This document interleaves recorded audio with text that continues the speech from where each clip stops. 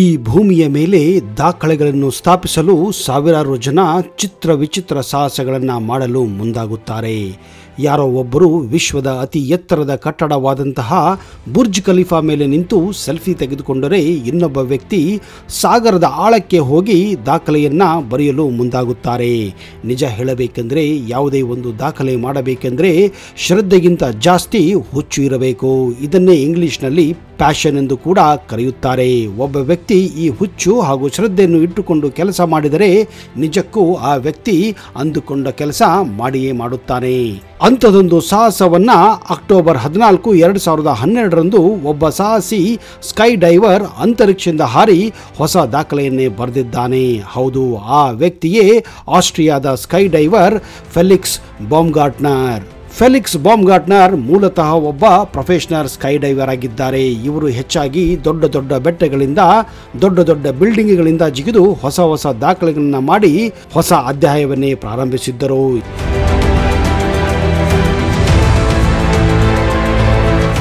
ಇವರು ಹಿಂದೆ ಆಸ್ಟ್ರಿಯಾದ ಏರ್ ಫೋರ್ಸ್ನಲ್ಲಿ ಕೂಡ ಕೆಲಸ ಮಾಡಿದ್ದಾರೆ.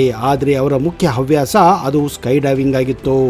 ಈ ಒಂದು ಪ್ಯಾಷನನ್ನು ಪೂರ್ತಿಗೊಳಿಸಲು ತಮ್ಮ ಕೆಲಸಕ್ಕೆ ರಾಜೀನಾಮೆ ಕೊಡುತ್ತಾರೆ. ತಮ್ಮದೇ ಆದಂತಹ ಒಂದು ಸಂಸ್ಥೆಯನ್ನು ಕೂಡ ಪ್ರಾರಂಭಿಸುತ್ತಾರೆ. ಅಲ್ಲಿ ಎಲ್ಲ ತರಹದ ಹೊಸ ಹೊಸ ದಾಖಲೆಗಳನ್ನು ಬರೆಯಲು ಪ್ರಾರಂಭಿಸುತ್ತಾರೆ. ಫೆಲಿಕ್ಸ್ ತಾವಲ್ಲದೆ ತಮ್ಮ ಶಿಷ್ಯಂದರಿಗೂ ಕೂಡ ಹಲವಾರು ಬಾರಿ ತರಬೇತಿಯನ್ನು ಕೂಡ ಕೊಡುತ್ತಾರೆ. ಆದರೆ ಅಕ್ಟೋಬರ್ 14, 2012ರಂದು ಫೆಲಿಕ್ಸ್ ಯಾರು ಮಾಡದಂತಹ ಒಂದು ಸಾಹಸಕ್ಕೆ ಕೈ ಹಾಕುತ್ತಾರೆ. ಇಷ್ಟು ದಿನ ಕೇವಲ ಬಿಲ್ಡಿಂಗ್ ಮೇಲೆ ಬೆಟ್ಟಗಳ ಮೇಲಿಂದ ಹಾರುತ್ತಿದ್ದ ಈ ಫೆಲಿಕ್ಸ್ ಅಂತರಿಕ್ಷದಿಂದ ಹಾರಲು ಮುಂದಾಗುತ್ತಾರೆ. ಹೌದು, ಫೆಲಿಕ್ಸ್ ಮಾಡಿದಂತಹ ಈ ಸಾಹಸ ನಿಜಕ್ಕೂ ಅದ್ಭುತವಾಗಿತ್ತು. ಕಾರಣ ಇದು ಅಂತರಿಕ್ಷದಿಂದ ಸೌಂಡ್ಗಿಂತಲೂ ಅಂದರೆ ಶಬ್ದಗಿಂತಲೂ ಸೂಪರ್ಸಾನಿಕ್ ವೇಗದಿಂದ ಹೆಚ್ಚಾಗಿ ಭೂಮಿಗೆ ಹಾರಿದ್ದರು.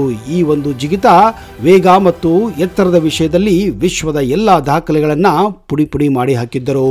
ಫೆಲಿಕ್ಸ್ ಈ ಸಾಹಸವನ್ನು ಮಾಡಲು ಮುಂದಾದಾಗ ಇವರ ಭೇಟಿ ರೆಡ್ ಬುಲ್ ಅನ್ನುವ ಒಂದು ಪಾನೀಯ ಸಂಸ್ಥೆಯೊಂದಿಗೆ ಆಗುತ್ತದೆ.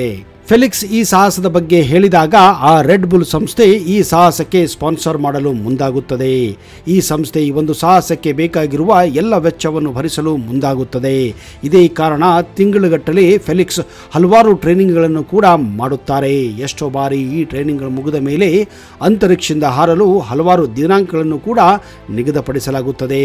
ಆದರೆ ಒಂದಿಲ್ಲ ಒಂದು ತಾಂತ್ರಿಕ ಕಾರಣಗಳಿಂದಾಗಿ ಅಥವಾ ಹವಾಮಾನ ವೈಪರೀತ್ಯಗಳಿಂದಾಗಲಿ ಈ ಒಂದು ಜಿಗಿತವನ್ನು ಮಾಡಲು ಹಲವಾರು ಬಾರಿ ಈ ಸಾಹಸ ಪ್ರಕ್ರಿಯೆಗೆ ತೊಂದರೆಗಳು ಉಂಟಾಗುತ್ತವೆ.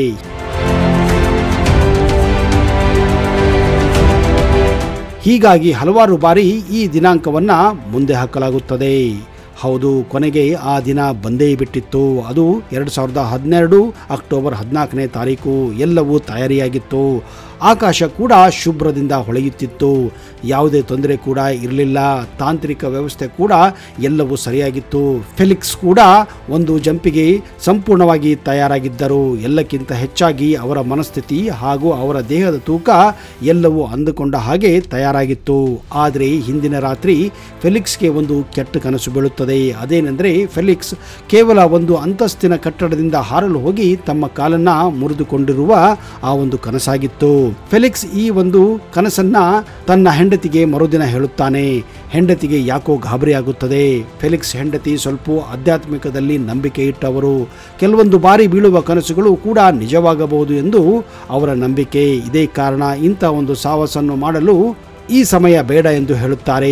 ಈ ಬಾರಿ ಇದನ್ನ ಮುಂದೆ ಹಾಕಿ ಮುಂದಿನ ತಿಂಗಳು ಇದೇ ಸಾಹಸವನ್ನು ಮಾಡಿ ಎಂದು ಅವರ ಪತ್ನಿ ಫೆಲಿಕ್ಸ್ ಅನ್ನ ಬೇಡಿಕೊಳ್ಳುತ್ತಾರೆ.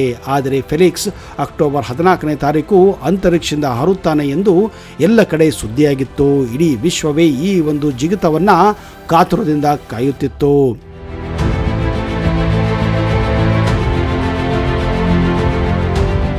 ಏನೇ ಆಗಲಿ ಇವತ್ತೇ ನಾನು ಹಾರುತ್ತೇನೆ ಎಂದು ಫೆಲಿಕ್ಸ್ ನಿರ್ಧಾರ ಮಾಡುತ್ತಾರೆ. ಫೆಲಿಕ್ಸರನ್ನ ಅಂತರಿಕ್ಷದಲ್ಲಿ ತಲುಪಿಸಲು ಒಂದು 8.5 ಮೀಟರ್ನಷ್ಟು ಡಯಾಮೀಟರ್ ಇರುವಂತಹ ಕ್ಯಾಪ್ಸುಲ್ ಅನ್ನ ತಯಾರಿ ಮಾಡಲಾಗಿತ್ತು. ಈ ಒಂದು ಕ್ಯಾಪ್ಸುಲ್ ಅನ್ನ ಅಂತರಿಕ್ಷಕ್ಕೆ ತೆಗೆದುಕೊಂಡು ಹೋಗಲು ಒಂದು ಹೀಲಿಯಂ ಬಲೂನ್ ವ್ಯವಸ್ಥೆ ಕೂಡ ಮಾಡಲಾಗಿತ್ತು. ಅಂದರೆ ಈ ಒಂದು ಹೀಲಿಯಂ ಬಲೂನ್ ಆ ಕ್ಯಾಪ್ಸುಲ್ ಅನ್ನ ಕಟ್ಟಿ ಈ ವ್ಯಕ್ತಿಯನ್ನ ಆಕಾಶದ ತುತ್ತುದಿಗೆ ತೆಗೆದುಕೊಂಡು ಹೋಗಬೇಕಾಗಿತ್ತು. ನಿಜ ಹೇಳಬೇಕೆಂದರೆ ಫೆಲಿಕ್ಸ್ ಅಂತರಿಕ್ಷದಿಂದ ಈ ಒಂದು ಜಿಗಿತವನ್ನು ಕೆಲಸವನ್ನ ಮಾಡಿಲ್ಲ. ಕಾರಣ ಅಂತರಿಕ್ಷದ ಆ ಒಂದು ಬೌಂಡರಿಯನ್ನು ದಾಟಿದರೆ ಅಲ್ಲಿಂದ ಮುಂದೆ ನಿಮಗೆ ಗಾಳಿ ಇರುವುದಿಲ್ಲ. ಇದೇ ಕಾರಣ ಅಂತರಿಕ್ಷವನ್ನು ಹಾಗೂ ಭೂಮಿಯನ್ನು ಬೇರ್ಪಡಿಸುವಂತಹ ಆ ಒಂದು ಬೌಂಡರಿಯೇ ಸ್ಟ್ರಾಟೋಸ್ಫಿಯರ್ ಎಂದು ಕರೆಯುತ್ತಾರೆ. ಕನ್ನಡದಲ್ಲಿ ಈ ಸ್ಟ್ರಾಟೋಸ್ಫಿಯರ್ ಅನ್ನ ಸಮತಾಪ ಮಂಡಲ ಎಂದು ಕರೆಯುತ್ತಾರೆ. ಇದರ ಮೇಲೆ ನೀವು ಹೋದರೆ ಯಾವುದೇ ವ್ಯಕ್ತಿಯ ಹಾಗೂ ಯಾವುದೇ ವಸ್ತುವಿನ ಭಾರ ಶೂನ್ಯವಾಗಿರುತ್ತದೆ. ಅಂದರೆ ಅಲ್ಲಿ ಭಾರ ಇರುವುದಿಲ್ಲ. ಇದಕ್ಕೆ ಮುಖ್ಯ ಕಾರಣ ಅಲ್ಲಿ ಗಾಳಿ ಇರುವುದಿಲ್ಲ. ಮೇಲಾಗಿ ಭೂಮಿಯ ಗುರುತ್ವಾಕರ್ಷಣೆ ಬಲ ಕೂಡ ಇರುವುದಿಲ್ಲ. ಅಲ್ಲಿಂದ ಮುಂದೆ ಹೋದರೆ ಗಾಳಿ ಇಲ್ಲದ ಕಾರಣ ನಿಮಗೆ ಹಾರಾಡಲು ಕೂಡ ಸಾಧ್ಯವಾಗುವುದಿಲ್ಲ. ಹಾಗೆ ನೋಡಿದರೆ ವಿಮಾನಗಳು ಕೂಡ ಇದರ ಮೇಲೆ ಹಾರಲು ಸಾಧ್ಯವಿಲ್ಲ. ಏನೇ ಇದ್ರೂ ಸ್ಟ್ರಾಟೋಸ್ಫಿಯರ್ ಕೆಳಗಡೆನೆ ಹಾರಾಡಬೇಕಾಗುತ್ತದೆ.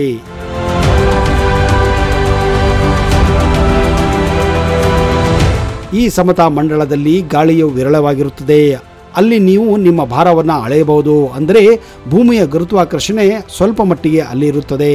ಅದರ ಮೇಲೆ ಹೋದರೆ ನೀವು ಗುರುತ್ವಾಕರ್ಷಣೆಯನ್ನು ಕಳೆದುಕೊಳ್ಳಬೇಕಾಗುತ್ತದೆ. ಇಲ್ಲಿ ನೀವು ಆಕ್ಸಿಜನ್ ಮಷೀನ್ ಇಟ್ಟುಕೊಂಡೇ ಉಸಿರಾಡಬೇಕಾಗುತ್ತದೆ. ಯಾಕಂದ್ರೆ ನಾನು ಮೊದಲೇ ಹೇಳಿದ ಹಾಗೆ ಇಲ್ಲಿ ಗಾಳಿ ಇದ್ದರೂ ತುಂಬಾ ವಿರಳವಾಗಿರುತ್ತದೆ. ಇದು ಭೂಮಿ ಹಾಗೂ ಅಂತರಿಕ್ಷ ನಡುವೆ ಇರುವಂತಹ ಒಂದು ಝೋನ್ ಆಗಿದೆ, ಅಂದರೆ ಬೌಂಡ್ರಿ ಆಗಿದೆ. ಅದುವೇ ಭೂಮಿ ಮತ್ತು ಅಂತರಿಕ್ಷವನ್ನ ಬೇರ್ಪಡಿಸುತ್ತದೆ. ಇದೇ ಕಾರಣ ಇಲ್ಲಿಗೆ ಹೋಗಲು ಗಗನಯಾತ್ರಿಗಳು ಬಳಸುವಂತಹ ಬಟ್ಟೆಗಳನ್ನೇ ಧರಿಸಬೇಕಾಗುತ್ತದೆ. ಫಿಲಿಕ್ಸ್ ಕೂಡ ತಮ್ಮ ಎಡಗೈಯಲ್ಲಿ ಒಂದು ಆಲ್ಟಿಮೀಟರ್ ಅನ್ನು ಕೂಡ ಕಟ್ಟಿಕೊಂಡಿದ್ದರು. ವಿಶೇಷ ಏನೆಂದರೆ ಅವರ ಬಲಗೈ ಜೇಬಲ್ಲಿ ಆಂಜನೇಯನ ಮೂರ್ತಿ ಇತ್ತು ಎಂದರೆ ನೀವು ನಂಬಲೇಬೇಕು. ಭೂಮಿಯಿಂದ ಅವರು ಎಷ್ಟು ದೂರ ಇದ್ದೇನೆ ಎಂದು ಗೊತ್ತು ಹಿಡಿಯಲು ಈ ಒಂದು ಆಲ್ಟಿಮೀಟರ್ ಅನ್ನ ಅವರು ಇಟ್ಟುಕೊಂಡಿದ್ದರು.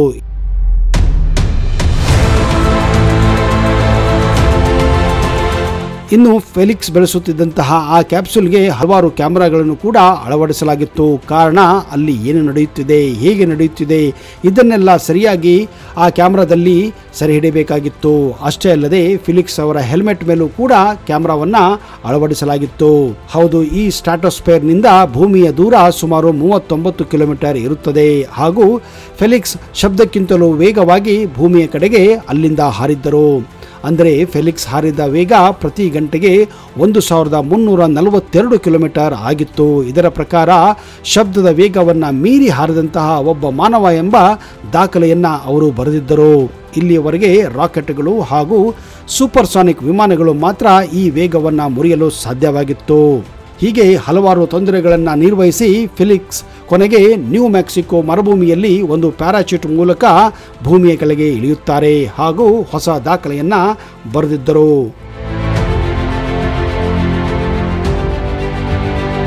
ಸ್ನೇಹಿತರೆ, ಫೆಲಿಕ್ಸ್ ಮಾಡಿದಂತಹ ಈ ಸಾಹಸಕ್ಕೆ ನಿಮ್ಮೆಲ್ಲರ ಪರವಾಗಿ ಅವರಿಗೆ ಒಂದು ಅಭಿನಂದನೆಗಳನ್ನು ಸಲ್ಲಿಸೋಣ. ಇಂತಹದೇ ಇನ್ನಷ್ಟು ಸಾಹಸಮಯ ಮಾಹಿತಿಯೊಂದಿಗೆ ಮುಂದಿನ ಸಂಚಿಕೆಯಲ್ಲಿ ಮತ್ತೆ ಬರುತ್ತೇನೆ. ಈ ಒಂದು ಸಾಹಸ ಬಗ್ಗೆ ನಿಮ್ಮ ಅನಿಸಿಕೆಯನ್ನು ದಯವಿಟ್ಟು ಕಮೆಂಟ್ ಬಾಕ್ಸಲ್ಲಿ ಹಾಕಿ. ಅಲ್ಲಿಯವರೆಗೆ ಜೈ ಹಿಂದ್, ಜೈ ಕರ್ನಾಟಕ. ನಿಮಗೆಲ್ಲ ಶುಭವಾಗಲಿ.